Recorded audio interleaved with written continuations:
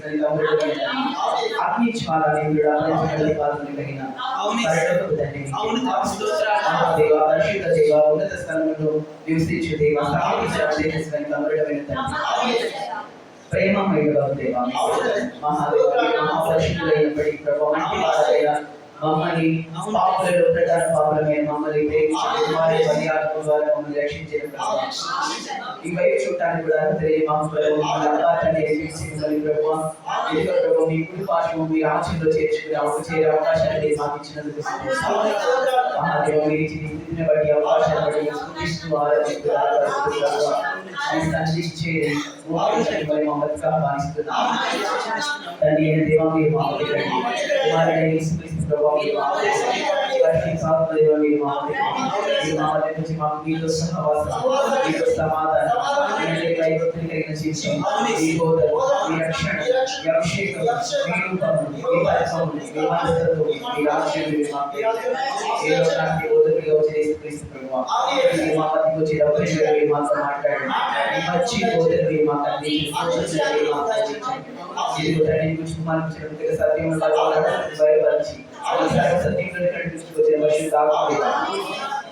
ఇప్పుడు మీరు మా మధ్యకి వచ్చి తల్లి వచ్చిన ప్రతి సత్యం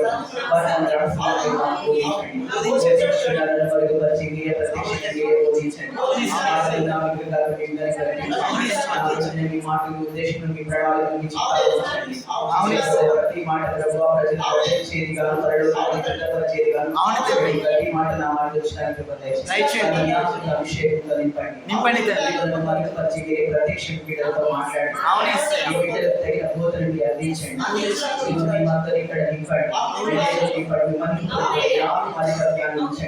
ఇక్కడ ఆత్మ సంచారాన్ని సమాధానాన్ని స్థాపిస్తున్నాను బలాన్ని విజయాన్ని స్థాపిస్తూ విస్తరింపజేస్తున్నాను మాటని అధికారాన్ని చట్టాన్ని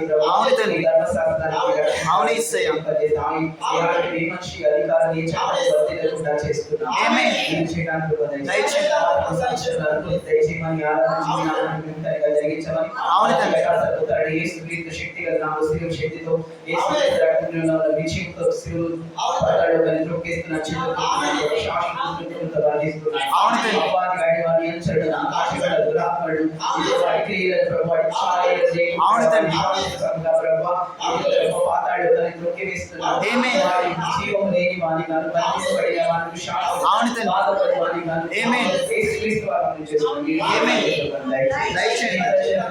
సమృద్ధిని విశ్వాసంతో విశ్వాసాన్ని అవిశ్వాసాన్ని వాక్యానికి వ్యతిరేకంగా ఆలోచించి విరుద్ధంగా పనిచేసే అపవాద క్రియలను మనుషుల యొక్క అహంకార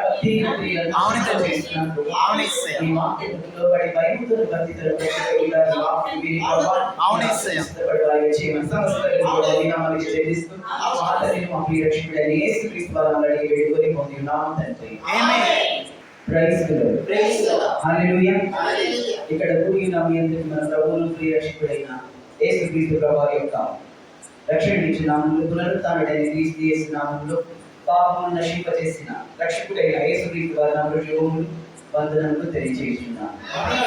హల్లెలూయా. ఎస్తరు బిడ్డలారా మీరంతా బాగున్నారా? ప్రభువులో వర్ధిల్లుచున్నారా? ఎస్తరు బిడ్డలారా మీరంతా బాగున్నారని ప్రభువులో వర్ధిల్లుచున్నారని మీ ప్రార్థనా జీవితాన్ని విశ్వాస జీవితాన్ని కాపాడుకుంటూ అనేక మంది యేసుక్రీస్తు ప్రభువుని సొంత రక్షకునిగా అంగీకరించి పరలోక రాజ్యం ఎదురు చూస్తున్నారని ప్రభు పేరిట విశ్వసించుచున్నాను. ఆమేన్. హల్లెలూయా. హల్లెలూయా. దేవుని వాక్యాన్ని నేర్చుకోవడానికి వెళ్దాం. Are you ready? yes. Are you ready? yes. దేవుని వాక్యాన్ని నేర్చుకుందాం. ప్రతి ఒక్కరు పరిశుద్ధ గ్రంథాన్ని నోటే చేసి ద్వితీయోపదేశ కాండము 4వ అధ్యాయం 3-4 వచనం చూడవలసిందిగా తెలియపరుస్తున్నాను. ప్రతి ఒక్కరు ద్వితీయోపదేశ కాండము 4వ అధ్యాయం 3-4 వచనం బయలుబయలు విషయంలో యెహోవా చేసిన దానిని మీరు కన్నులారా చూచితిరి కదా. బయలుబయలు వెంట వెళ్ళిన ప్రతి మనుష్యుని నీ దేవుడైన యెహోవా నీ మధ్యన ఉండకుండా నాశనము చేశాను. నీ దేవుడైన యెహోవాను హత్తుకొనిన మీరందరూ నేటి వరకు సజీవులై ఉన్నారు.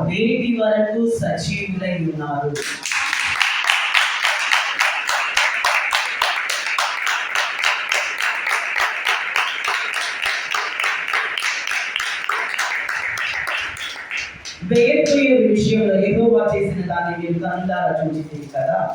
బయలుపోయేరు వెంట వెళ్ళిన ప్రతి మనుష్యుని నీ దేవుడైన యెహోవా నీ మధ్యన ఉండకుండా నాశనం చేశాను. నీ దేవుడైన యెహోవాను హత్తుకొనిన మీరందరూ నేటి వరకు సజీవులై ఉన్నారు. ఆమేన్.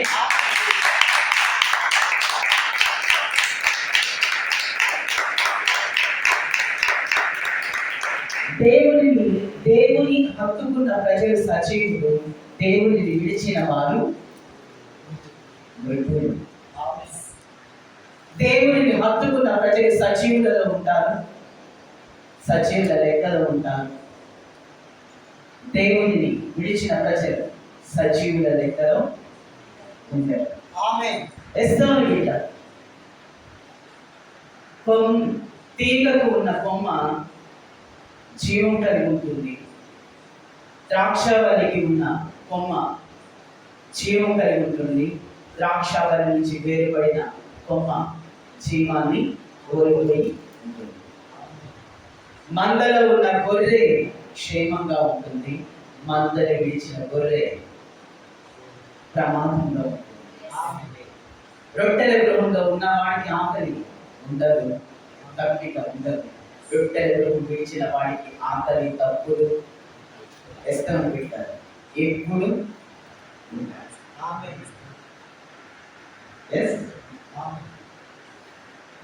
రొట్టెల గృహంలో ఉన్న వానికి ఆకలి గురించిన చింత ఉండదు, ఎప్పుడు సమృద్ధి తృప్తి పడి ఉంటారు.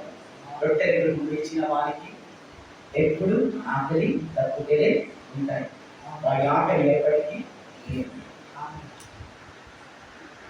తండ్రి దగ్గర ఉన్న వానికి తండ్రివన్నీ వానివే. తండ్రిని విడిచిన వానికి ఆయన ప్రేమతో ఇచ్చే కొన్ని మాత్రమే దొరుకుతాయి, అన్ని దొరకవు. వీణులున్నవాడు వినులు కాక. బయలుపోయేవాడు మార్గంలో నడిచిన వారు విగత చేరు, యెహోవాను హత్తుకున్న వారు సజీవులు. బయలుపోయేవాడు మార్గంలో నడిచిన వారు హద్దులై ఉన్నారు, మీ మధ్య లేదు. కానీ యెహోవాను హత్తుకున్న వారు నేటికి మీ మధ్య సజీవులై నిలిచి ఉన్నారు. బయలుపోయేవాడు అనగా అన్య దేవతలు. ఎస్తరు బిడ్డ, అన్య దేవతలకు సంబంధించిన ఒక దేవత మీ కన్నులారా చూస్తారు. ఏదో వారు విడిచిన చెడుల యొక్క పతనము, నాశనము. ఎస్తరు బిడ్డ, మనము కావాలనుకోకపోయినా అది కనిపిస్తుంది. బికాస్ ఆయనలో జీవం ఉన్నది, ఆయనే జీవమై ఉన్నారు. ఆ జీవాన్ని విడిస్తే వారికి ఇంకా జీవం ఎక్కడి నుంచి వస్తుంది? కాదు కదా.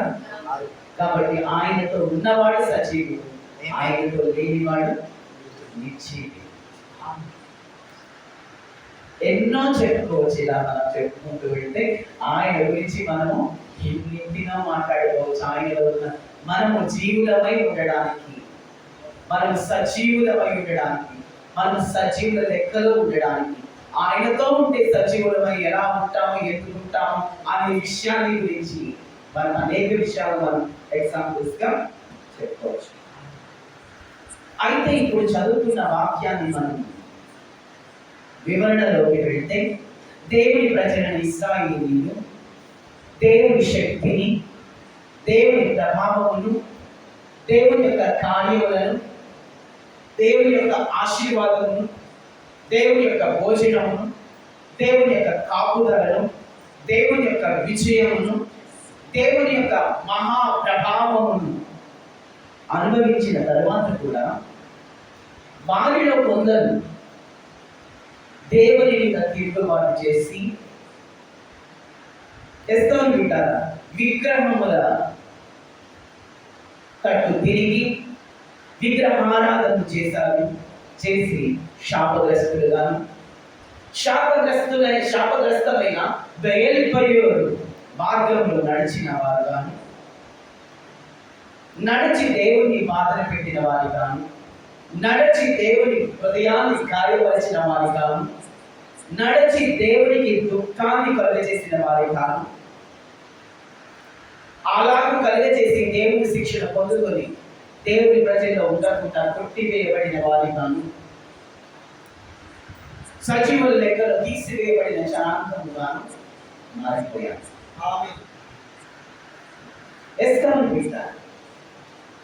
ఎవరైతే దేవుని మార్గాన్ని తొలగిపోతారో, ఎవరైతే దేవుని సత్యాన్ని వదిలి అసత్యంలోకి వెళ్తారో, ఎవరైతే బయలుపోయేవారు మార్గంలో నడిచి విగ్రహములు తట్టు తిరుగుతారో, విగ్రహారాధన చేస్తారో, వారంతా అరణ్యంలో విగత జీవులుగాను శవములుగాను మారిపోయారు. ఎవరైతే చేస్తారో వారంతా శవములుగా ఎడారిలో శవములుగా మారిపోయారు. ఇలాంటి వారి గురించి వాక్యం ఏమని చెప్తుందంటే, ఇలాగా సత్యాన్ని విడిచిన వారు, క్రమశిక్షణను విడిచి క్రమత్వాన్ని విడిచి అక్రమములోకి నడిచేవారు, క్రమానికి భిన్నంగా ప్రవర్తించేవారు, దేవునికి బాధ కలిగించేవారు, విగ్రహముల తట్టు తిరిగి వాటిని ఆరాధించేవారు ఎడారిలో రాణిపోయారు, ఎడారిలో హతులయ్యారు, ఎడారిలో మరణించారు. కానీ మీలో కొంతమంది సజీవులుగా ఉన్నారు, మీలో కొంతమంది సజీవుల లెక్కలో ఉన్నారు, మీలో కొంతమంది నేటికి బ్రతికే ఉన్నారు. దానికి కారణం ఏంటో మీకు తెలుసా? దానికి కారణం మీరు మీ దేవుడైన యెహోవాను హత్తుకొని ఉండుటయే దానికి కారణము అని వాక్యం చెప్తుంది. మీరు మీ దేవుడైన యెహోవాను హత్తుకొని ఉండుటయే కారణము.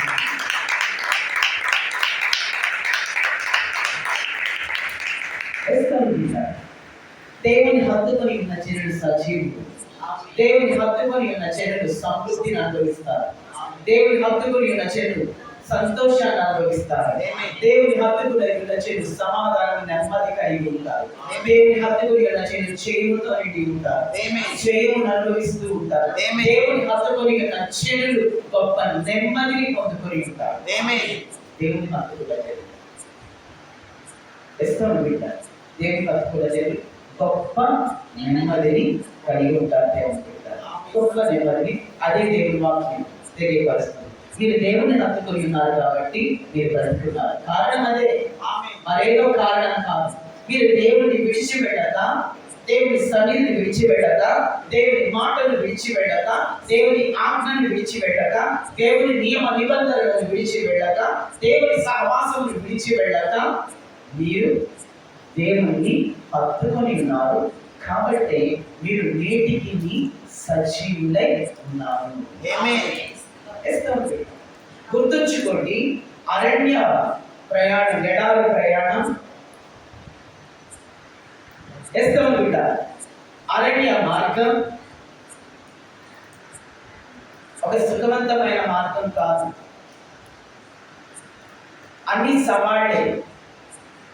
ఇశ్రాయేలీయులు నడిచిన ప్రయాణం చేసిన ఎడారి మార్గం ఒక సుఖవంతమైన ఒక విలాసవంతమైన మార్గం కాదు, సవాళ్లతో కూడింది.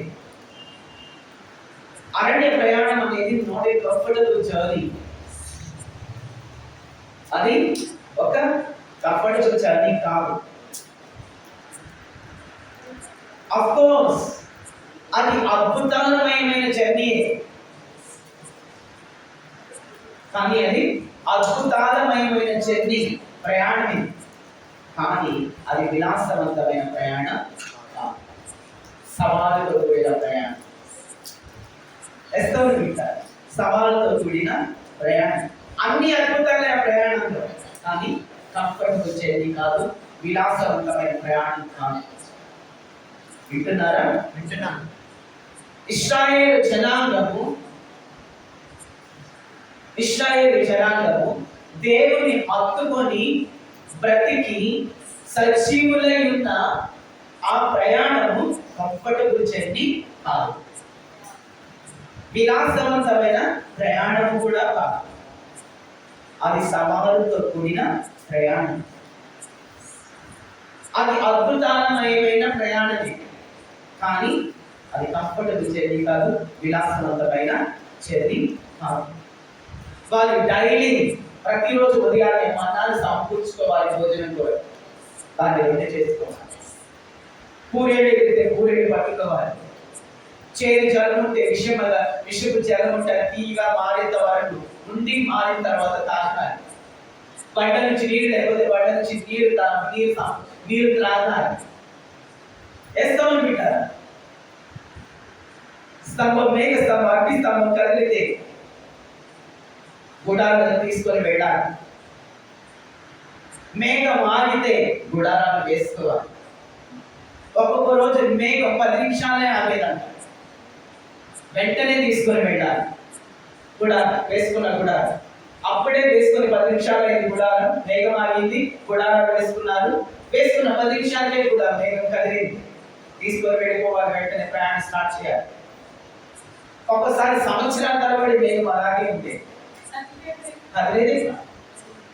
కాబట్టి మేఘం కదలగానే గబగబా గుడారాన్ని పీక్కొని వెళ్ళిపోవాలి. ఆగినప్పుడు త్వరగా గుడారాలు వేసుకోవాలి. మధ్యలో శత్రువులు యుద్ధాలు చేయాలి. దాంట్లో దేవుడే విజయాలు ఇస్తారు.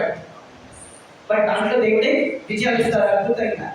వారి కష్టం లేకుండా మోషే గారి చేతులు ఎత్తుతారు, విజయాన్ని పొందుతూ ఉంటారు. దేవుడి దూత వారికి ముందు పెడుతూ వారి మార్గాన్ని సరళం చేసి వారి మార్గాన్ని నడిపించే ఒక అద్భుతాల ప్రయాణం మాత్రమే. అది ఒక అద్భుతాల ప్రయాణం. కాకపోతే అది విలాసవంతమైన మార్గం కాదు. అది విలాసవంతమైన కంఫర్టబుల్ జర్నీ అయితే కాదు. అది ఎడారి ప్రయాణం. ఏ ప్రయాణం? ఎడారి ప్రయాణం. ఐగుప్తు నుంచి ఇజ్రాయేలు మధ్య ఉన్న ఎడారిలో ఒక చెట్టు కూడా ఉంది. ఐగుప్తు నుంచి ఇజ్రాయేల్ దేశానికి వెళ్ళే ప్రయాణ మార్గంలో చూస్తే ఒక్క చెట్టు కూడా ఉందో, మొత్తం ఎడారే ఉంటుంది. భయంకరమైన ఎడారి. కానీ అలాంటి భయంకరమైన పరిస్థితుల్లో కూడా, అటువంటి అననుకూల పరిస్థితుల్లో కూడా, అటువంటి కష్టమైన పరిస్థితుల్లో కూడా అనేకుడు దేవుని హత్తుకొని బ్రతికారు. అర్థమవుతుందా? అలాంటి ప్రయాసతో కూడిన బ్రతుకులో కూడా, జీవితంలో కూడా చాలా మంది దేవుని హత్తుకొని బ్రతికారంట. వాళ్ళు దేవుడు మాట్లాడుతున్నారు, మీరు దేవుని హత్తుకొని బ్రతికారు కదా.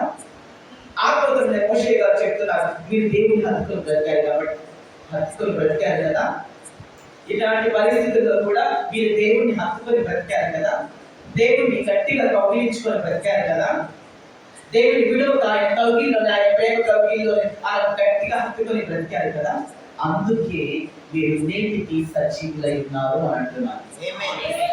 అందుకే ఈ ఇంత క్రిటికల్ సిచ్యువేషన్స్ లో కూడా, ఇంత ప్రయాసంతో కూడిన జీవితంలో, ఇంత సవాలుతో కూడిన జర్నీలో కూడా మీరు దేవుని గట్టిగా హత్తుకొని ఆయన కౌగిల్లో ఉన్నారు కాబట్టి మీరు నేటికి సజీవులై ఉన్నారు. నేటికి సజీవులై ఉన్నారు. గుర్తుంచుకోండి, నీ భక్తి పరిస్థితులతో సంబంధం లేకుండా ఉండాలి. నీ విశ్వాసం పరిస్థితులతో సంబంధం లేకుండా ఉండాలి. నీ భక్తి మనుషులతో సంబంధం లేకుండా ఉండాలి.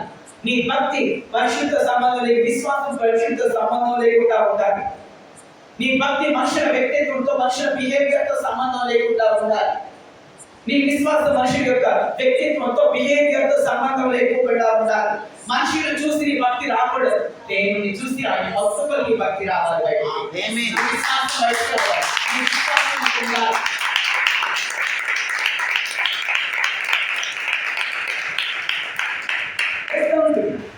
ఉండకూడదు. నీ భక్తి పరిస్థితులను బట్టో, భోజనాన్ని బట్టో, అద్భుతాలను బట్టో, మనుషుల బట్టో, మనుషుల వ్యక్తిత్వాన్ని బట్టో, మనుషుల యొక్క బిహేవియర్ని బట్టో ఉండకూడదు నీ భక్తి. వాటి అతీతంగా దేవుని బట్టి, దేవుని యొక్క ప్రేమను బట్టి, ఆయన భక్తుల దాన్ని బట్టి నీకు భక్తి అనేది ఉండాలి. బికాస్ మనం నమ్ముకున్న దేవుడు, మనల్ని ఆదరిస్తున్న దేవుడు, మన హక్కులు చేర్చుకున్న దేవుడు, మనల్ని తన కౌగిల్లో చేర్చుకున్న దేవుడు, నమ్మదగిన దేవుడు, ప్రేమమయుడైన దేవుడు అని మనం నమ్ముకున్న దేవుడు నిజమైన దేవుడు అని, ప్రేమమయుడైన దేవుడు అని తెలుసుకుని మనం నమ్ముకోవాలి. అలాగే మనం నమ్ముకోవాలి. పొందుకుంటున్న భోజనాన్ని బట్టి మన భక్తి ఉండకూడదు. మన చుట్టూ వస్తున్న పరిస్థితుల బట్టి మన భక్తి ఉండకూడదు. మనుషుల బట్టి భక్తి ఉండకూడదు. మనుషుల బిహేవియర్ని బట్టి, వ్యక్తిత్వం బట్టి మన భక్తి ఉండకూడదు. ఆయనను బట్టి, ఆయన ప్రేమను బట్టి ఇష్టం పెట్టాలి. ఆయన యొక్క నిజాయితీని బట్టి, ఆయన యొక్క యథార్థతను బట్టి, ఆయన ట్రూ గాడ్ అని ఆయన అనుకోవాలి. ఇష్టం పెట్టాలి. అలాగే ఆయన నీకు తెలియటం గొప్ప భాగ్యం అని, ఆయన దగ్గరికి రావడం నీకు గొప్ప అవకాశం అని పెట్టాలి. అది గొప్ప కృప భాగ్యం అని ఏంచి ఉన్నాయని నమ్ముకొని భక్తుకొని ఉండాలి. అవును కదా? ఆయన దగ్గరికి రావడానికి మనకి అసలు ఈ ఛాన్స్ ఉందా? లేదు. దానికోసం ఎంతో క్రియ జరిగి, ఎంతో బలి జరిగింది. ఆయన దగ్గరికి మనం రావడానికి, ఆయన వైపు చూడటానికి, ఆయన్ని తండ్రి అని పిలవడానికి ఒక దేవుని కుమారుడు, మహిమ లోకంలో మహారాజు భూమి మీద మట్టిగా వచ్చి దాసుని స్వరూపాన్ని దాల్చి మరణించి ఈ కృపను మనకు అనుగ్రహించాడు.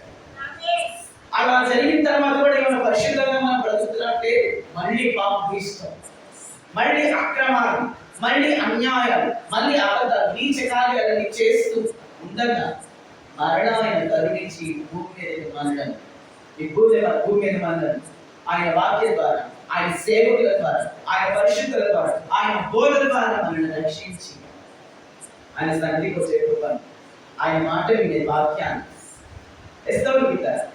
ఆయన దగ్గర ఉండే గొప్ప అవకాశాన్ని కృపను మనకు ఇచ్చాడు. పాపివై, రోగివై, ఏ శుద్ధి లేని అశుద్ధమైన స్థితిలో మనుషులందరూ నిన్ను వింతగా చూసే పరిస్థితిలో స్టేజ్లో నువ్వు ఉన్నప్పుడు ఉన్నప్పుడు ఆయన పరలోకం నుంచి భూలోకానికి దిగి వచ్చి తన ప్రాణాన్ని పెట్టి శిలువ వేయగా నీ ప్రాణాన్ని నాశనం అనుభూతి, భయంకరమైన నరక శిక్ష నుండి, శాపం నుండి, రోగం నుండి, మరణం నుండి, అవమానం నుండి నిన్ను తొలగించి వాటన్నిటిని తీసివేసి నిన్ను రక్షించింది దేవుడని, నిన్ను స్థితిలో పెట్టిన దేవుడని ఎప్పుడు మర్చిపోదు. హత్తుకొని ఉండాలి, హత్తుకొని ఉండాలి, ఎప్పుడు మర్చిపోదు. అర్హత లేని నాకు పరలోకాన్ని ఇవ్వడానికి సిద్ధంగా ఉన్నారు అని, ఇలాంటి దేవుడి నుండి నా ప్రాణము, నా మరణం తప్ప మరి ఏది వేరే చేయకూడదని, ఎడబాపకూడదని, నా దేవుని నేను ఎప్పుడు హత్తుకొని ఉంటానని గొప్ప తీర్మానంతో బ్రతకాలి. గొప్ప తీర్మానం. ఇంత చేసి, ఇంత అనర్హులైన నా కొరకు ఇంత చేసి నాకు ఇంత గొప్ప భాగ్యాన్ని, గొప్ప అవకాశాన్ని ఇచ్చిన దేవుడిని విడువక హత్తుకొని బ్రతకాలి, మరణమే తప్ప మరి ఏది నన్ను ఆయన నుంచి దూరం చేయకూడదు అన్న గొప్ప తీర్మానం చెప్పారు. ఎక్కడుందండి మనకి ఛాన్స్? ఎక్కడుంది అసలు దేవుడితో మనం కలిసి బ్రతకడానికి? ఎక్కడన్నా ఛాన్స్ ఉందా? లేదు. మన బ్రతుకు చరిత్ర, మన బ్రతుకు చిత్రాన్ని బయటికి ఒక్కసారి వెనక్కి ముందు చూసుకున్నా కాబట్టి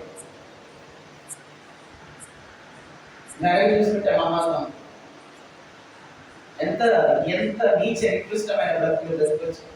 వాటన్నిటి నుంచి ఆయన ఎంత మనకు తొడ చూపించి ఇంత చేసి మన దేవుడిని మన హత్తుకొని బ్రతకడం ఎంత అవసరం. ఆ తీర్మానంలో లేదంటే నీ భక్తి సరైనది కాదు.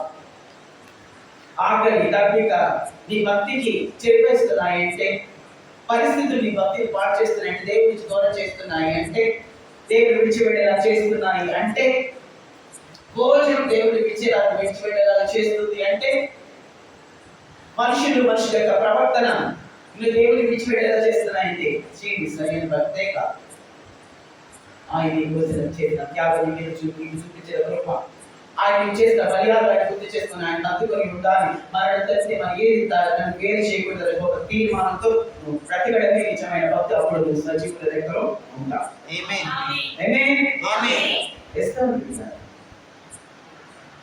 దేవుని హత్తుకొని ఉంటే ఆయనే నిన్ను బ్రతికిస్తాడంతే. దేవుడు నిన్ను హత్తుకొని ఉంటే ఆయనే నిన్ను బ్రతికిస్తాడు. ఆయనే నిన్ను బ్రతికిస్తాడు.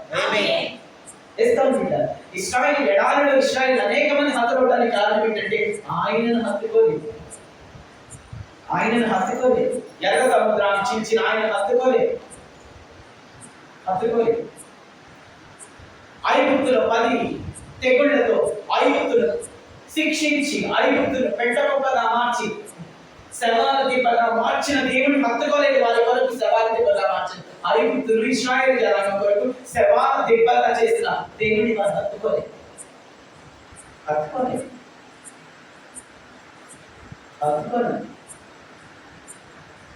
ఫరో రాజు కుమారునితో సహా చేసిన దేవుని హత్తుకోలేదు.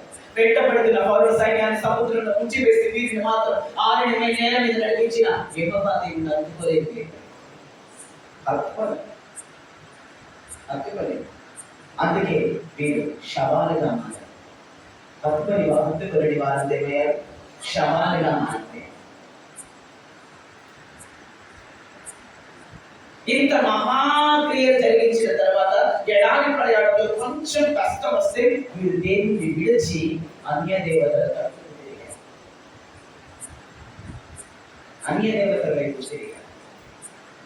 దేవుని విడిచిపెట్టారు. దేవుని విడిచిపెట్టారు. కష్టకాలంలో విడిచిపెట్టారు. కానీ ఎడారిలో కష్టాలు అననుకూల పరిస్థితుల్లో కూడా చాలా మంది దేవుని హత్తుకున్న ప్రజలు ఉన్నారు. ప్రతికూల పరిస్థితుల్లో కూడా దేవుని హత్తుకున్న ప్రజలు ఉన్నారు. అయితే వారు ఎలా ఉన్నారంటే నేటికి బ్రతికి ఉన్నారు. వారు బ్రతికి ఉన్నారు, సజీవులుగా ఉన్నారు. నేటికి నిలిచి ఉన్నారు. నేటికి కూడా నిలిచి ఉన్నారు. న్యూస్ పేపర్లో న్యూస్ వింటుంటే ప్రేమ హత్యలు, అవునా? ఇలాంటి హత్యలు చాలా వింటూ ఉంటాం న్యూస్ ఛానల్స్. ఇప్పుడు న్యూస్ ఛానల్ అంటే అన్నీ అవి.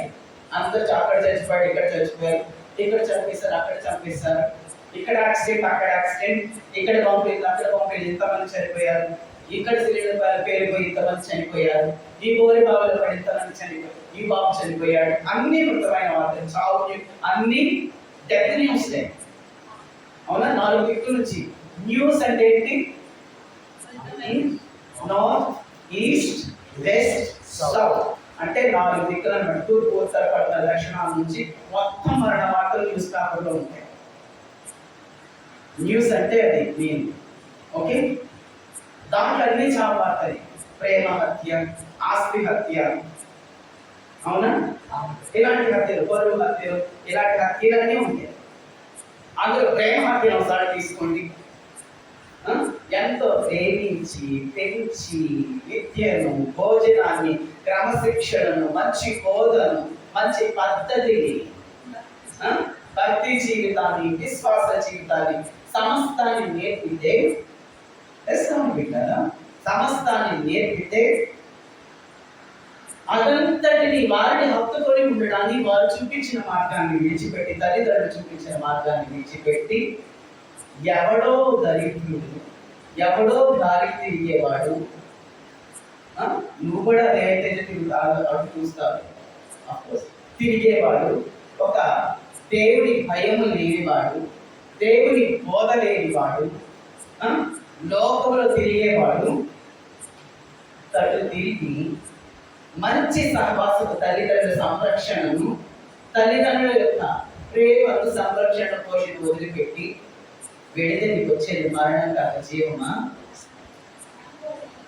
వచ్చేది జీవమా మరణం కాక? ఖచ్చితంగా మరణం. మంచి బోధన వదిలిపెట్టి ఫ్రెండ్ పిలిచాడు మందు తాగడానికి, పోదాడానికి, చెడ్డ మార్గాలు పెట్టి దగ్గరికి వచ్చేది మరణం కాక ఏం వస్తుంది? వాడేమన్నా నీ తండ్రి, నీ తల్లి కాదే, వాళ్ళ నుంచి క్షేమం వస్తుందా? ఫ్రెండ్స్తో అన్ని చెప్పుకుంటారు. ఎందుకు చెప్తాను, ఎందుకు చెప్పుకోవాలి ఫ్రెండ్స్తో? ఎలా వాడిని ఇసుకుంటాడు? ఏమో నా ఫ్రెండ్స్కి నేను ఎప్పుడు ఏం చెప్పను, నాకు ఎప్పుడు కరెక్ట్ అనిపించలేదు ఆ మాట. నా ఫ్రెండ్స్తో నేను అన్ని షేర్ చేస్తాను, నా తల్లిదండ్రులు, మా పేరెంట్స్తో కూడా చెప్పను. నా ఫ్రెండ్స్ నేను అసలు చెప్పలేదు మరి ఇప్పుడు నా ఫ్రెండ్స్తో. నాకు అసలు సీన్ కనిపించదు. ఏ ఫ్రెండ్ అంతా తల్లిదండ్రులు చెప్పకుండా వాళ్ళకి చెప్పేంత ప్రేమ, ఆప్యాయత, నమ్మకత్వం, అసలు ఆ మమకారం నాకు ఎక్కడ కనిపించలేదు. చాలా మంది పెట్టి వింతగా చూస్తూ ఉంటారు. అంతే ఉంటారు. నేను ఎవరితో చెప్పలేదు, మరి నాకు ఫ్రెండ్స్ ఉన్నారు, మరి నా పర్సనల్ విషయం ఎప్పుడు షేర్ చేయలేదు నా ఫ్రెండ్స్తో. ఈవెన్ నాకు బాధ కలిగితే మా మదర్ దగ్గర, మా సిస్టర్ దగ్గర, ఈవెన్ దో వాళ్ళకు కూడా చెప్పకుండా అయితే నా గాడ్ దగ్గర చెప్తాను. అంతే, ఎక్కువగా గాడ్తో చెప్తాను, తక్కువగా పేరెంట్స్, మా ఫ్యామిలీతో షేర్ చేస్తాను. ఎక్కువగా నేను గాడ్తో షేర్ చేస్తాను. ఎందుకు బాధ పెట్టడం కుటుంబ సభ్యుల్ని అనే విషయం అనుకుంటే అక్కడ వదిలేసి దేవుని దగ్గర చెప్తాను. మిగిలిన నేను షేర్ చేస్తాను. ఈవెన్ ఫ్రెండ్తో నేను ఒక విషయాన్ని కూడా షేర్ చేస్తాను. ఎందుకంటే అంత నాకు ఎప్పుడు కనిపిస్తుంది తల్లిదండ్రులంత మమకారం, ప్రేమ, ఆప్యాయత నాకు ఎప్పుడు కనిపించలేదు. వాల్యూస్ నిజంగా అంతుందా? ఫ్రెండ్స్తో షేర్ చేసుకుని అంతుందా? నేను నాకైతే కనిపించలేదు. నేనైతే ఎప్పుడు షేర్ చేయను. ఆ మాట అబద్ధం, అది సత్యం కాదు నా దృష్టి. కాబట్టి నేను ఎప్పుడు షేర్ చేయలేదు. ఎప్పుడు నేను గాడ్తో మా ఫ్యామిలీ మెంబర్స్ వస్తుంది అంతే కదా. పెట్టేవాడు ఉంటే భోజనం పెట్టమంటాడు, పెట్టడం చేసి పెట్టమంటాడు. శ్రద్ధగా చూసుకునేవాడు ఉంటే నీ బాధలు చెప్పుకోవచ్చు. శ్రద్ధగా చూసుకునే వాడితే ఎలా చెప్తాను? పడిన వాడికి చేయించిన ల్యాబ్ అంటే లేకపోతే లేమంటాడు, కానీ ల్యాబ్లోడు దరిద్రుడు ఉంటే ఎట్టో కష్టపడి తల్లి కానీ ప్రయత్నిస్తుంది. అవునా కదా? భయం అవుతుందని ధైర్యం చెప్పేవాడితో చెప్తారే కానీ ఇట్లా భయపెట్టేవాడితో ధైర్యం చెప్తారా? చెప్పరు కదా. అవునా కదా? కొంతమంది పిల్లలు తండ్రితో చెప్పరు, తల్లితో చెప్పుకోండి. బికాస్ తల్లి వారిని అర్థం చేసుకుంటుంది కాబట్టి తల్లితో. కొంతమంది తల్లితో చెప్పరు, తండ్రితో చెప్తారు. ఎందుకంటే తండ్రిని వారిని అండర్స్టాండ్ చేసుకుంటారు. తండ్రి నాతో ఏం చెప్పరు, ఇంకొకలాగా మాట్లాడుతున్నారు అంటే దానికి కారణం నువ్వు సరిగా లేవు కాబట్టి నీతో చెప్పరు. దాని వలన నష్టమే, నీకు నువ్వు ఉండటం వలన నష్టమే వారికి. అదే అర్థం చేసుకునే వారంటే ఆ నష్టం తీర్చారు.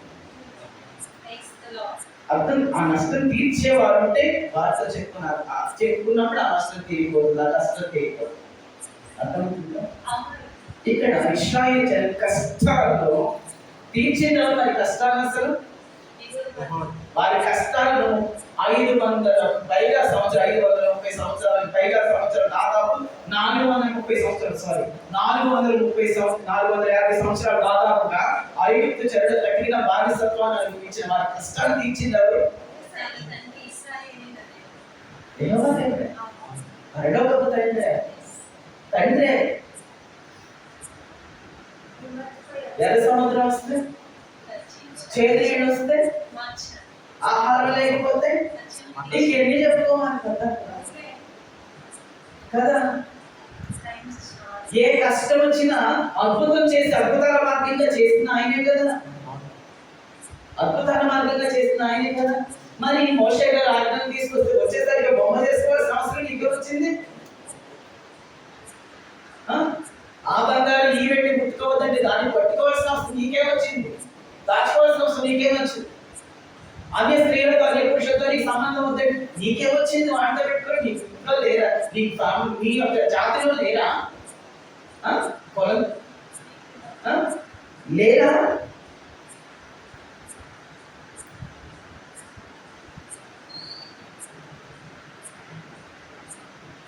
ఎంత మంచి దేవుడిని విడిచిపెడితే ఏమొచ్చింది? చావు వచ్చింది. అంతే. ఏమొచ్చింది? చావు వచ్చింది, మరణం వచ్చింది. కానీ పట్టుకున్న వారికి నేటికి సజీవులే విడిచి ఉన్నారు.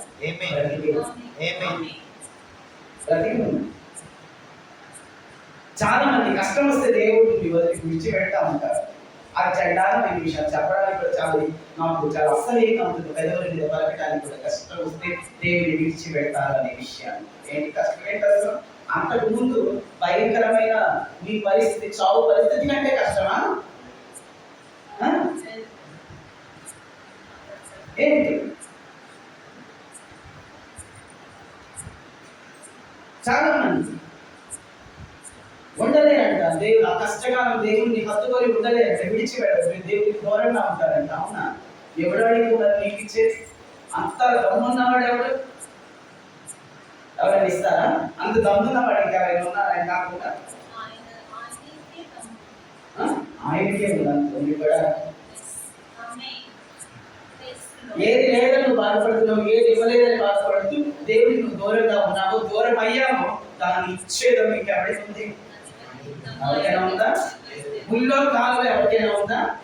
ఆయన ఎవరికి ఆయన ఇవ్వలేదండి, ఎవరిచ్చేది నీకు? ఇంకా నథింగ్, నో వన్, ఎవరు లేదు. ఆయనే. చాలా మంది అందుకే అవునా? ఎప్పటికైనా ఆయనే, ఎందుకంటే ఆయనే. చాలా మంది అది జరగలేదు కాబట్టి, అది ఇవ్వలేదు కాబట్టి దేవునికి దూరం. నో. చాలా మంది భక్తిగా ఉన్నది, కానీ భక్తిగా ఉన్నవారే తెలుసుకుంటారు, సజీవులై ఉంటారు, నిలిచి ఉంటారు. లేని వారందరూ. యోబు గారికి అనంతమైన కష్టాలు వచ్చాయి, లెక్కలేని కష్టాలు, శ్రమలు, వేదన, దుఃఖం, వ్యాధి యోబు గారికి వచ్చింది. కానీ యోబు గారు దేవుణ్ణి హత్తుకొనే ఉన్నారు. ఎలా ఉన్నారు? దేవుణ్ణి హత్తుకొనే ఉన్నారు. కానీ యోబు గారు హత్తుకొని ఉన్నంత యోబు గారి భార్య హత్తుకోలేదు. దేవుడు ఉండలేదు. ఆ అనుభవించలేదు. దేవుని వెళ్ళి దేవుని యొక్క ఆశీర్వాదాన్ని అనుభవించలేదా? సమృద్ధిని అనుభవించలేదా? అనుభవించింది కదా తన భర్తతో కలిసి. కానీ యోబు గారు కలిగినంత భక్తి, యోబు గారు దేవుని హత్తుకొని ఉన్నంతగా అదే ఇంటిలో అదే సోర్సెస్ అన్నింటి, దేవుని సోర్సెస్ అన్నింటి, బ్లెస్సింగ్స్ అన్నింటి అనుభవించి నువ్వు ఎందుకు లేవు? హత్తుకొని ఎందుకు లేవు? ఎందుకు ఉండట్లేదు?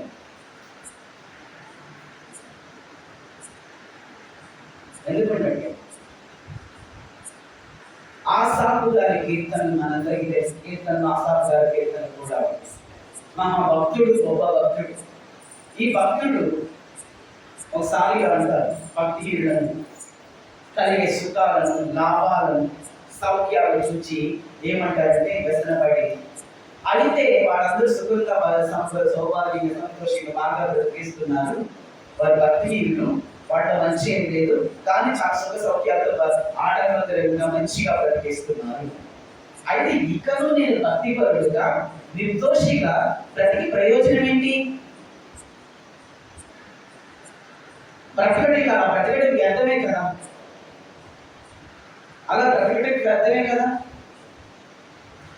వాడు ఇవన్నీ చేయకపోయి నీతి మార్గంలో, యథార్థ మార్గంలో, పరిశుద్ధ మార్గంలో దేవుని యందు భయభక్తులతో బ్రతకపోయిన వారు సుఖ సంతోషాలతో ఆనందంగా సౌభాగ్యంతో ఉన్నారు కదా.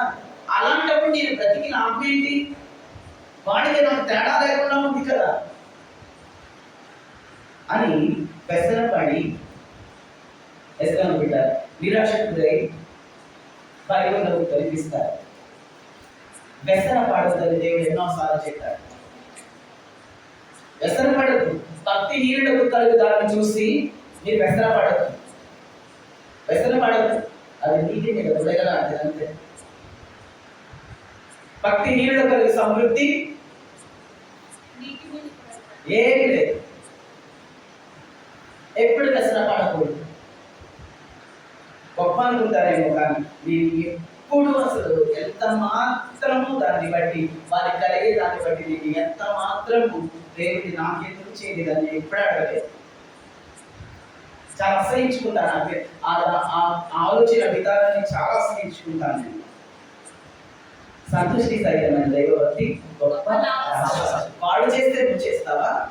వాడు చేస్తూ అనుభవిస్తున్నారు కాబట్టి నువ్వు చేస్తూ దాన్ని అనుభవిస్తావా? అయితే వాడు చేసిన దానికి నరకాన్ని పొందుతారు, నువ్వు కూడా పొందుకుంటావా?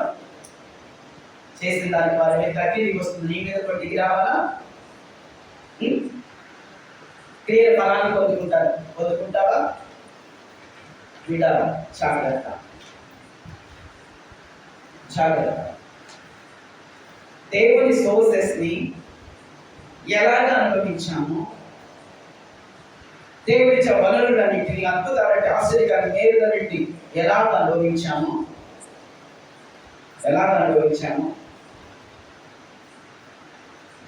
అలాగే మనం కష్టాన్ని కూడా అనుభవించే, శ్రమను కూడా అనుభవించే, కీడును కూడా అనుభవించే సిద్ధపాటు మనసు కలిగి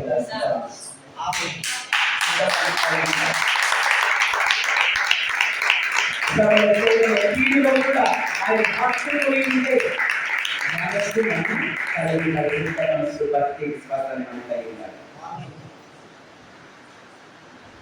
మీరు ఎవరైనా ఇలాంటి ఆలోచన విధానంలో జర్నీ చేశారా, ప్రయాణం చేశారా? వాడు చేస్తున్నారు కానీ వాడు మంచిగా ఉన్నారు, బట్ నేను చేయట్లేదు, నాకేమీ లేదు. తప్పు. నీకున్నది నీకు చాలు. వాడు నీకున్నది వాడు లేదంటే.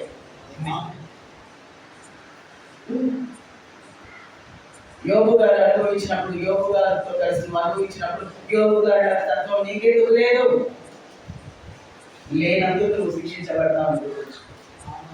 యోబు గారు ఆశీర్వదించబడతావు, శిక్షించబడతావు. అదే దానిని అనుభవిస్తున్నప్పుడు అదే భక్తి నీళ్ళను చెందుతానేను. జాగ్రత్త. ఇశ్రాయేలు జనాంగము దేవుని హత్తుకొని ఉన్నాం. ఎక్కడ? కంఫర్టబుల్ జర్నీలో కాదు, సవాళ్లతో కూడిన జర్నీలో కూడా, ప్రయాణ సవాళ్ళతో కూడిన పరిస్థితులు కూడా దేవుని హత్తుకొని ఉన్నారు. సవాళ్ళ మధ్యలోనే కంఫర్టబుల్ గానే జన సమూహంలోనే ఉన్నామే, అన్ని వసతితో కూడిన ప్రాంతాల్లోనే ఉన్నామే.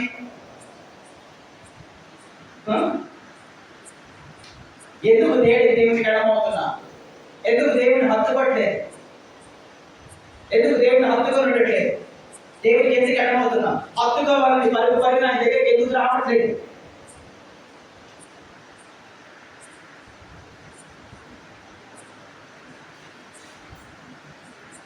ఇశ్రాయేలులో అనేకులలో కొంతమంది ఎడారిలో అనంతుల పరిస్థితులు కూడా దేవుని విడువక హత్తుకొని ఉన్నారు.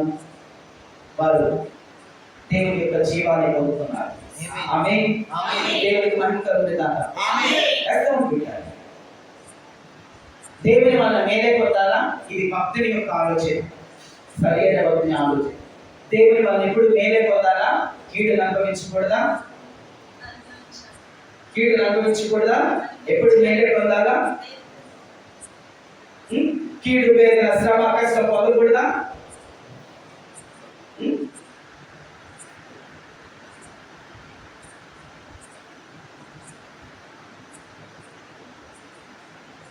దేవుని వల్ల నేను ఎన్నో మేలు పొందుకున్నాను. ఒక ఒక కీడు అనుభవిస్తే, కొన్ని కీడు అనుభవిస్తే ఏం కాదులే అనుకునే భక్తి నీకు ఎప్పుడు రాదా? ఎన్నో మేలు, ఎన్నో అద్భుతాలు, ఎన్నో ఆశ్చర్యకార్యాలు పొందుకున్నాను. కొన్ని శ్రమలు, కొన్ని కీడు అనుభవిస్తే ఏం కాదులే అనుకునే భక్తి నీకు ఎప్పుడు రాదా? ఎవరైనా ఉన్నారా విష్ణు? యోగు గారు ఒక్కరోజే కుమార్తెలందరినీ కోల్పోయారు. ఒక్కరోజే కుమార్తెలందరూ చచ్చిపోయారు. ఒక్కరోజే తన కడుపులు పుట్టిన కుమార్తెలందరూ చచ్చిపోయారు. యోగు గారు ఏమన్నారు తెలుసా? ఆయన ఇచ్చినప్పుడు తీసుకున్నాను ఆశీర్వాదాలు, మరి శ్రమ ఇచ్చినప్పుడు నేను తీసుకోవద్దు, అనుభవించొద్దా? కీడు ఇచ్చినప్పుడు నేను అనుభవించొద్దా? నేను పుట్టిన వాళ్ళందరూ బ్రతికే ఉంటున్నారే. ముందు వెనక అందరూ వెళ్ళిపోతాం. ఈ రోజు వీళ్ళు వెళ్ళారంటే దేవుని నామానికి మహిమ కలుగును గాక. దేవుని నామానికి మహిమ కలుగును గాక.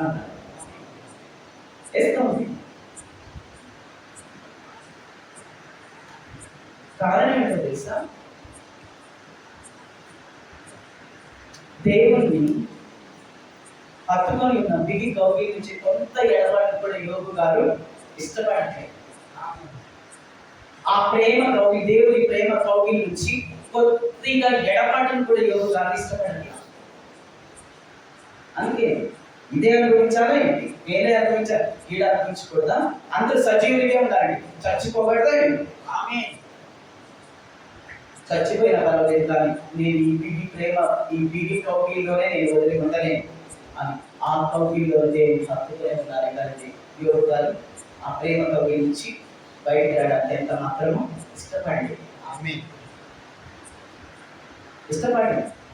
చాలా మంది మేలు జరిగితే ఒకలాగా, కోరింది అనుకున్నది జరిగితే ఇంకొకలాగా, దుఃఖం వేదన కలిగితే, బాధ కలిగితే ఇంకొకలాగా భక్తి చేసే వాళ్ళు చాలా మంది ఉన్నారు. ఆ భక్తి అవసరం లేదు దేవుడు. ఎటువంటి పరిస్థితుల్లోనైనా ఆయన హక్కులు ఉండే భక్తి కావాలి. కోరింది అనుకున్నది జరగకపోతే, బాధ దుఃఖం కలిగితే బైబిల్ని వదిలిపెట్టి, ప్రార్థన వదిలిపెట్టి, భక్తిని వదిలిపెట్టి పెట్టే భక్తులు దేవునికి అవసరం. ఏం భక్తి అది? ఏం భక్తి? ఆ భక్తులు దేవునికి అవసరం లేదు. అవసరం లేదు. ఎందుకంటే నువ్వు బతుకున్నావంటే నీ ప్రాణానికి ఆధారం ఆయన, నీ ఊపిరికి ఆధారం ఆయన. ఆయనే కొద్దిగా ఆయుష్ లేదు. నీ ముక్కు కూడా ఊపిరి ఊదిన వాడు ఆయనే, నీ ఆయుష్కి కారణ ఊతులు ఆయనే. ఆయన లేకపోతే అసలు ఆయుష్యే లేదు. విషయాలు ఎప్పుడు మర్చిపోకూడదు. ఆయుష్ ఆయన అయినప్పుడు ఆయన విడిచిన అసలు ఎలా బ్రతకగలరు? అందుకే ఆయన విడిచిన వారందరూ చచ్చిపోయారు. అర్థమవుతుందా? నీ ఊపిరికి ఆధారం ఆయనే కాబట్టి ఆయన విడిచిపెట్టిన వారందరూ ఊపిరి లేక చచ్చిపోతారు. అంతే. ఊపిరి లేక ఏమవుతారు? గుర్తుంచుకోండి. ఎలాంటి పరిస్థితుల్లో నేను దేవునితోనే ఉంటాను, దేవునిలోనే ఉంటాను, దేవుని హత్తుకునే ఉంటాను. శోధన, వేదన, కష్టం, నిందల్లో కూడా దేవుని హత్తుకునే ఉండాలి. వ్యతిరేకమైన కార్యాలు ప్రభువుని వ్యతిరేకమైన నీకు అననుకూలమైన వ్యతిరేకమైన కష్టకాలాల్లో కూడా నువ్వు దేవుని హత్తుకునే ఉండాలి. ఉండాలంటే ఏ అద్భుతం జరిగినప్పుడు కూడా నువ్వు దేవుని హత్తుకునే ఉండాలి. అప్పుడే నువ్వు బ్రతుకుంటారు, సజీవులలో ఉంటావు. మన పితరుడైన అబ్రహాము గారిని జ్ఞాపకం చేసుకోండి. ఒకసారి జీవితంలో ఒక్క మేలు పొందకుండానే దేవుడి స్వరాన్ని ఆయనే ఇచ్చి దేవుడు ఆయన హత్తుకొని విడిచిపెట్టలేదు. ఒక్క అద్భుతం కూడా పొందలేదు. అప్పుడు ఏ అద్భుతం పొందుకోకుండానే, ఆశీర్వాదం పొందుకోకుండానే, ఏ మేలు పొందుకోకుండానే ఆయన స్వరం విని, దేవుడి స్వరాన్ని విని ఆయన హత్తుకొని, ఆయన కౌగిలించుకొని ఆ ప్రేమ బిగి కౌగిలిలో నుంచి అసలు ఎడబాటే పొందలేదు, విడిచిపెట్టలేదు. ఆయన విడిచిపెట్టలేదండి కదా. అలాంటి భక్తి చేయాలి. అలాంటి భక్తి కావాలి, అలాంటి విశ్వాసం కావాలి. రుతు గారిని జ్ఞాపకం చేసుకోండి. ఒకసారి రుతు గారిని జ్ఞాపకం చేసుకోండి. రుతు గారికి పెళ్ళి అత్తగారింటికి వచ్చారు సంతోషంగా. అత్తగారింటికి వచ్చి దేవుడి గురించి తెలుసుకున్నారు. తెలుసుకున్న తర్వాత వయస్సుల పట్ట మామగా చనిపోయాడు, బాబుగా చనిపోయాడు, భర్త చచ్చిపోయాడు. వైవాహిక జీవితంలో ఆశీర్వాదం, ఆనందం ఎక్కడుంది? అందరు విధవరాళ్ళుగా మారిపోయి కుటుంబం అంతా శోక సంద్రంలో నిలిగిపోయింది. మరణముగా నిలిగిపోయింది ఆ గృహం అంతా. కానీ రుజుదారు దేవుణ్ణి కౌగిలిని విడిచిపెట్టే దేవుడు కౌగిలిని విడిచిపెట్టే గట్టిగా హత్తులోనే ఉన్నాడు. వెండిని వెళ్ళిపోయే అవకాశం వచ్చిన వెండిలో కూడా గట్టిగా హత్తులోనే ఉన్నాడు.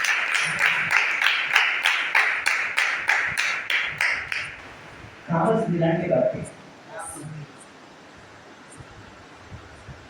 నేను పొందుకోలేదు ఆవిడ వృద్ధిగా దేవుడు తెలుసుకున్న తర్వాత ఆ మేలే పొందుకోలేదు. దుఃఖము, మరణము, దుఃఖము వేరే తప్ప మరేమీ లేదు. అందరూ విధవలాడే. కానీ వృద్ధు గారు దేవుడిని హత్తుకొని ఉన్నారు. వెనక్కి వెళ్ళి ఛాన్స్ వచ్చినా దేవుని హత్తుతో దేవునితో విడిచి వెళ్ళడానికి ఆమె ఇష్టపడలేదు.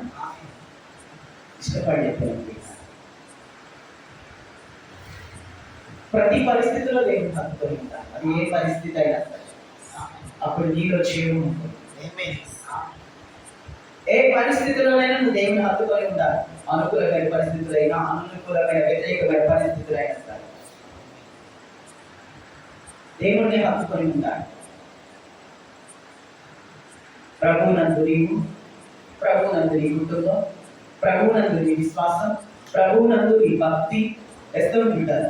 ప్రభువునందు నీకున్న అనుభవాలు దేవుని కౌగిలిని విడిచిపెట్టడానికి ఎప్పుడు నిన్ను వెళ్ళకూడదాకపరచాలి. ఆయన్ని గట్టిగా హత్తుకొని ఉండేలా చేయాలి. ఎస్తూ ఉంటారు. పరలోకం కొరకు నీ నిరీక్షణ నిన్ను దేవుడి కొరకు హత్తుకొని ఉండేలా చేయాలి. నీ భక్తి, నీ విశ్వాసం అదవుతుందా? నీ ప్రభువు ఆయన ఇచ్చే పరలోకం నిన్ను ఎప్పుడు దేవుడు హత్తుకొని ఉండేలాగా చేయాలి. హత్తుకున్న వారి సజీవుడు, హత్తుకునే వారి ఎవరిలో కూడా జీవం అనేది ఉండదు. నిత్య జీవం అనేది హత్తుకున్న వారే నీటిని నిలిచి ఉంటారు. సజీవులుగా నిలిచి ఉంటారు. హత్తుకునే వారు నిలిచి ఉంటారు. ఎలాంటి సమయాలు? అన్ని సమయాల్లో హత్తుకోవాలి. ఈ సమయం ఆ సమయం అంటే అన్ని సమయాల్లో ఆ కవిని విడిచిపెట్టడానికి ఆ ప్రేమ కవిని గట్టిగా హత్తుకొని ఉండాలి. అలా ఉన్నవారే నిలిచి ఉంటారు. అబ్రహాము గారి దాకా, రూతు గారి దాకా హత్తుకొని ఉంటారు.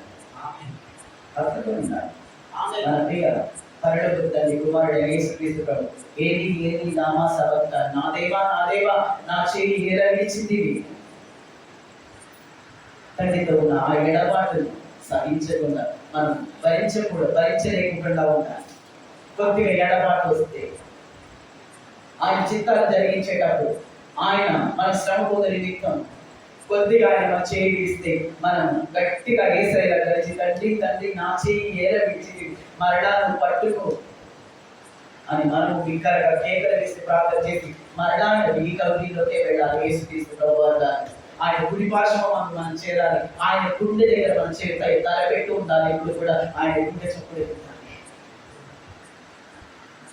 వింటాను. మనం ఎప్పుడు ఆయన సన్నిహితంగా ఆయన గుండె దగ్గర మన తల భావించి ఎప్పుడు ఆయన గుండె చెప్పడానికి ఉద్దేశాలు తెలుసుకుంటూ ఉంటాను.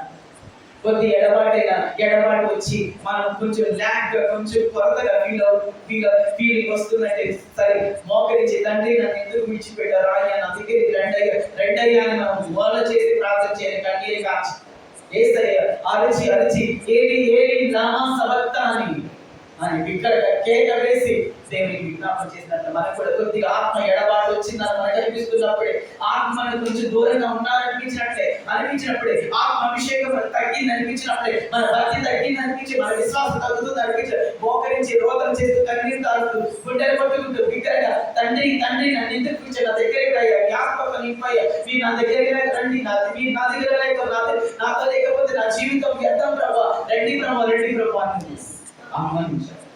ఆయన వచ్చేంత వరకు నువ్వు ఆ బోరు ఆపకూడదు. అలాంటి చేయగలిగితే నీవు సజీవులో ఉంటావు. ఆయన రాజ్యంలో ఉంటావు. ఆయనతో ఆయనతో ఉంటావు. వీరులు ప్రార్థన చేస్తాం.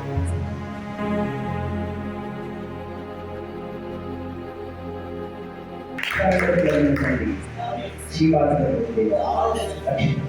అవును యేసు. విమోచించబడితే అవును యేసు. మార్గము సత్యం జీవమైన తండ్రి మంచి కోరుకునే ప్రభువా, అవును యేసు. నీకే వందనాలు స్తోత్రాలు. స్తోత్రాలు. మహాదేవ, అవును యేసు. ఇప్పటి వరకు నీ సత్యవాక్యాన్ని మేము అంతటిగా విభజించి బోధించినందుకు వందనాలు స్తోత్రాలు. మహాదేవ, ఈ వాక్యం ఉన్న ప్రతి ఒక్క బిడ్డ ప్రభువా, అవును. ప్రతి పరిస్థితిలో మేము సర్దుకొని ప్రభువా జీవించి వారిగా చేయమని ప్రతి బిడ్డను ఆశీర్వదించమని మీకు చూపించడం ప్రార్థిస్తున్నాం. అవును ప్రార్థిస్తున్నాం తండ్రి. ఇశ్రాయేలు జనాంగంలో అనేక మంది ఎడారి ప్రయాణంలో అనుకూలమైన పరిస్థితుల్లో కూడా అవును యేసు. నిన్న పట్టుకొని ఉండి సచివులైనట్టుగా పట్టుకొని వారు వృద్ధులై ఉన్నారని మీరు మమ్మల్ని హెచ్చరించారు. అవును కాబట్టి హెచ్చరించావు తండ్రి. ఎవరైనా హత్తుకొని ఉండకపోతే మిమ్మల్ని కౌగించుకొని క్రియల్లో భక్తిలో ఉండకపోతే క్రియలు భక్తిని సరిచేసి పట్టుకొని ఉన్న వారిగా చేసి అవును చేస్తాను. ప్రతి హత్తుకొని సచివులు ఉన్న వారిగా చేయమని అవును చేయమని ప్రార్థిస్తున్నాం తండ్రి మాకు. హత్తుకొని ఉన్న ప్రజలను మరి ఇంకా బలముగా వీళ్ళని హత్తుకొని ప్రభువా మీకు మహాభక్తి మహావిశ్వాసం కలిగించి వారిగా చేయమని ప్రార్థిస్తున్నాం. అవును చేయమని ప్రార్థిస్తున్నాం తండ్రి. అద్భుతాన్ని చూసి భక్తి కావాలి ప్రభువా, ఆశ్చర్యాలు చూసి పోలికాన్ని పొట్టుకొనటం వచ్చే భక్తి కావాలి ప్రభువా. ప్రతి పరిస్థితుల్లో ఏమున్నా లేకపోయినా ఏ పొట్టుకున్నా లేకపోయినా ఏం ఆశీర్వాదం వదులుకున్నా లేకపోయినా ఇదిగో ప్రభు ప్రతి పరిస్థితిలో ప్రభు నన్ను హత్తుకొని ప్రత్యేక ప్రతిగాంచి అవును చేయండి తండ్రి మాకు. అబ్రహాము గారు ప్రభు ఎలాగైతే తండ్రి అవును యేసు. ఇదిగో ప్రభు ఈ అద్భుతం పొందుకున్నట్టే ఈ ప్రభు నన్ను హత్తుకొని బ్రతికారు. అవును అవును తండ్రి. అలాగే ప్రభు రూతు గారు ప్రభు ఈ అద్భుతం ఏ ఆశ్చర్యకాన్ని పొందుకున్నట్టే హత్తుకొని బ్రతికారు. ప్రతి ప్రతి పరిస్థితిని హత్తుకొని బ్రతికారు. దయచేయండి తండ్రి.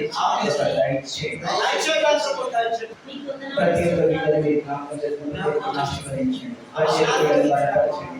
అవును తండ్రి. ఆత్మని పైన అవును ఇక్కడికి రండి. అవును యేసు. ఈశ్వరుని సాతాను శివులకు నీ చేయించు శక్తిని దయచేయండి. ప్రతి ఒక్క బిడ్డకు నీ ఆహారాన్ని సమృద్ధిని ప్రభు దయచేయండి. వారి ప్రభుత్వాన్ని స్వస్థపరచండి. ఎవరైనా లేని ఉంటే సమృద్ధిని దయచేయండి. కీడును తొలగించండి. ఈ ఆశీర్వాదాలు బిడ్డలకి కూడా ఇవ్వండి. అలాగే ఎవరిని ఆశీర్వదించండి. బలపరచండి. అలాగే క్యాన్సర్ పేషెంట్ ని స్వస్థపరచండి. క్యాన్సర్ మందు దయచేయండి. యేసుక్రీస్తుని విలువిస్తున్నాను. చేయడానికి మంది. అలాగే సిస్టర్ పార్వతి గారి ఫ్రెండ్ మదర్ ని జ్ఞాపకం చేసుకుని ప్రభు బ్రెయిన్ సర్జరీ సరిగా శ్రీ తప్పులను దయతో క్షమించి దయతో క్షమించి జ్ఞాపకం చేసుకుని ఏ దిక్కు లేకుండా ఒంటరి స్త్రీగా ఉంది ఎవరు సహాయం చేసే వారు కూడా జ్ఞాపకం చేసుకొని కార్యక్రమాలు చేయమని కానీ ఎంతో మంది ఖర్చు పెట్టిన ప్రయోజనం లేకుండా ఉంది. స్వస్థపరిచి ఆహారంగా చేశారు. సన్నిధిలో సాక్షిగా బిడ్డలు నిలబెట్టమని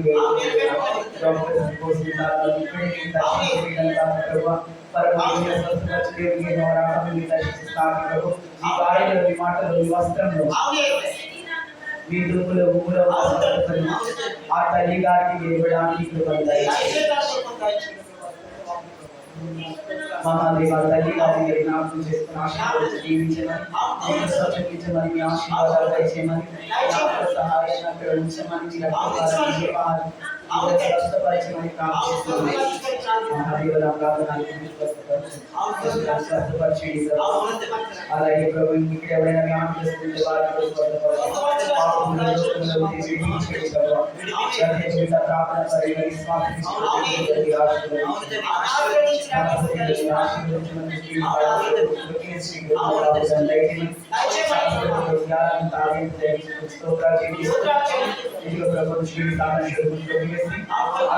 వాతావరణ సంస్థను దయచేస్తున్న స్తోత్రాలు చెల్లిస్తూ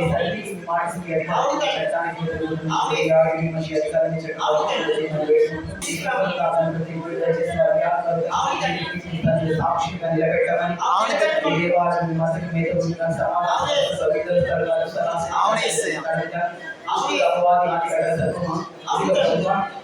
ఆకాశం నశించు స్థలంగా ఆమేన్.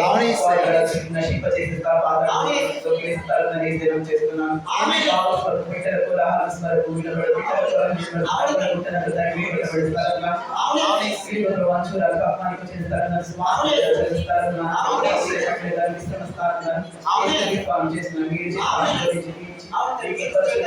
అభిషేకాన్ని నన్ను ఈ బలమైన పాత్రగా వాటిని ప్రజలను ఆశ్చర్యం ప్రతి చోట ప్రకటితం చేయమని ప్రతి కళలో నుంచి నాకు అంతలాగా ఆశీర్వదించమని మనకి చేస్తూ ఆశీర్వాదాలు ప్రత్యేక ఉంచమని ప్రత్యేక బిడ్డ సచివులు దాచేమని యేసు క్రీస్తు వారిని అడిగి వేడుకొని పొందినాము తండ్రి.